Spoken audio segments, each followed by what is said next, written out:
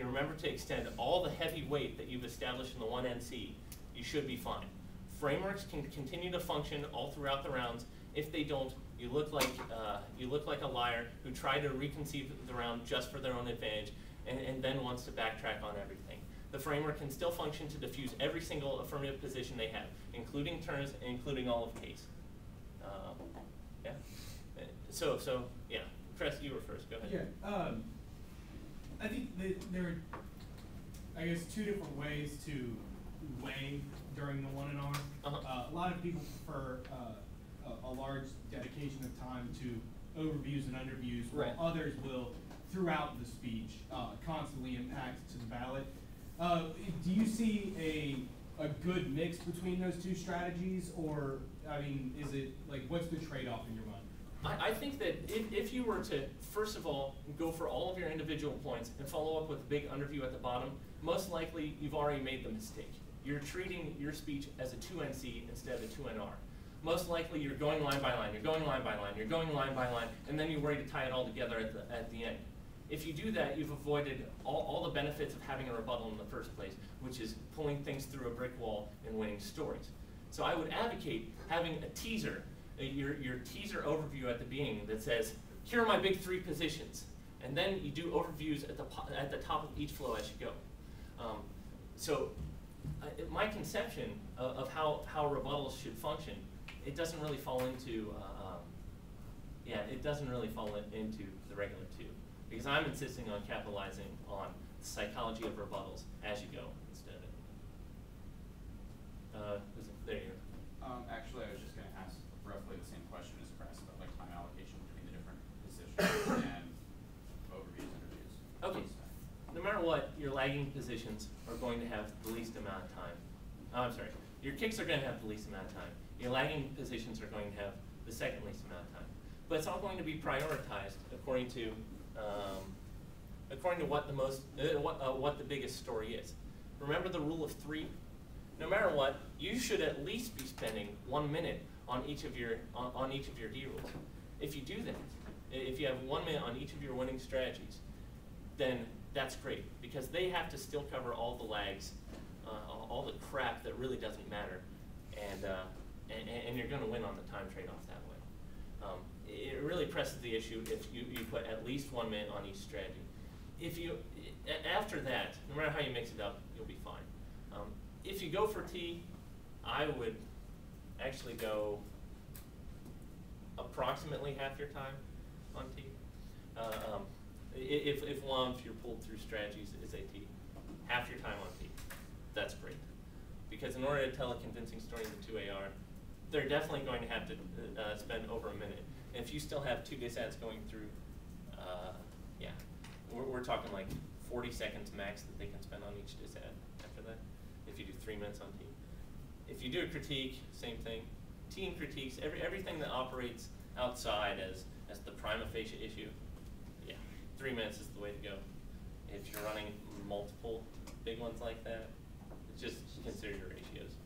2, 2, 1, and then 1 minute for kicks and lags. That's fine. Yeah. Under what conditions do you think it's appropriate to read carded arguments in the 1NR? Really, you shouldn't. I'm trying to think of a condition in which you would. The only condition that I can think of where you're not just extending and pulling through what's already been established is if somehow a card of yours specifically gets indicted. Like, your card's old. It doesn't make sense anymore. You might be pressed to do it. Other than that... What if they run like a criticism in the 1AR? Okay, if they run a criticism in the 1AR, you might want to insist, my first recommendation is to insist on the primacy of your original 1NC position. That no matter what, do that. You're going to be able to put out the most amount of arguments in the least amount of time. But cards are a last resort in this speech. If you read 3 cards, I don't know, that's almost a minute of your time, right? 45 seconds. It better be a damn good card that has multiple functions. If it's vital that you win a framework issue, let's say, by all means, read a great card, because that is the only thing you have or the only thing you might have to win in the round to win. So yeah, do it. But, yeah, I would dissuade from planning on reading a card. Yeah, strongly. What are you gonna say, Bailey? I was gonna ask if we should read cards with framework, but you said it. Yeah, yeah. Yeah, since if you're establishing some sort of framework argument, like in a critique, for instance, yeah, you can read a card because you're insisting that it's more important than anything else in the debate. But if you're reading 3 cards to explain your framework, you're probably in trouble. If you're trying to do all the work of explaining your position in your last speech without having established your position already, it's an uphill battle. No amount of cards is going to do anything but have a judge say, well, this seemed new to me, you know, or this didn't really get flushed out into your last speech, and by then the affirmative said, well, I was going by their initial one. Doesn't do it. People, yes? Alright, so, like, not even if you're running a criticism, like, if you're trying to weigh impacts, and, like, I guess you have more dehuman impacts than others, like, people die. Yeah.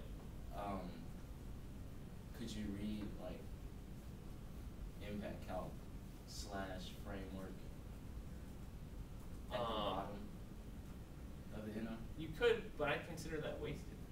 I mean, it's the same thing as people who read theory cards. I mean, debate theory cards. Why would you do that? I mean, if you want to establish an impact calculus argument, do it on your own. Read what the card says, and then establish it as 3 analytics. It's going to be a lot faster. You know, it's not like the affirmative is really listening hard to what the text of that last card you said was. And it's not like the judge is either. What the judge is doing in the rebuttals is they're sorting out how the round's going. It's not like they're ready to bring out new sheets of paper. They feel like they're establishing new arguments then. It's something they're against. And also, if you're making a huge new dump with 5 cards on why the framework takes precedence or why a disadvantage impact takes precedence in your last speech, the affirmative is going to say, this is new. Even if it isn't, even if it's some kind of extension, the affirmative is going to say it's new. And if they do that, they might try and punish you for it, but at the very least, they're going to get a lot of leeway with the judge. The judge will be like, oh, you know what? These 5 cards do say what the what the 1NC shell really did too, but it seems like you really did backload it, so this feels unfair. You're triggering the unintentional judge intervention. It will happen. It's inevitable that that happens. No matter how tab or flow somebody says that they are, it's going to happen. People.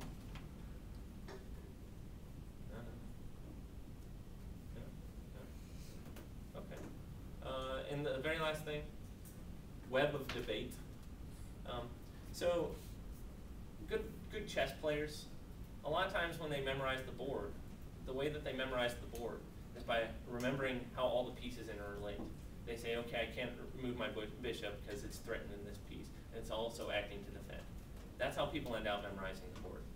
If in your rebuttal you see the debate in that sort of web structure, as the constant interrelation of arguments, that's how you're most going to be able to effectively cross-apply, tell the consistent stories, and prevent inconsistency on the affirmative's end.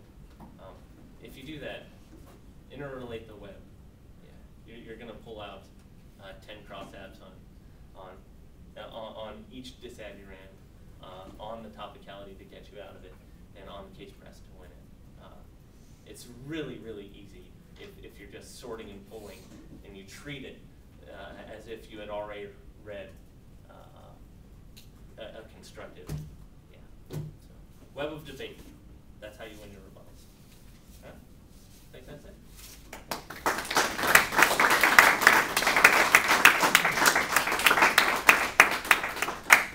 It's time for lunch now. You come back at noon.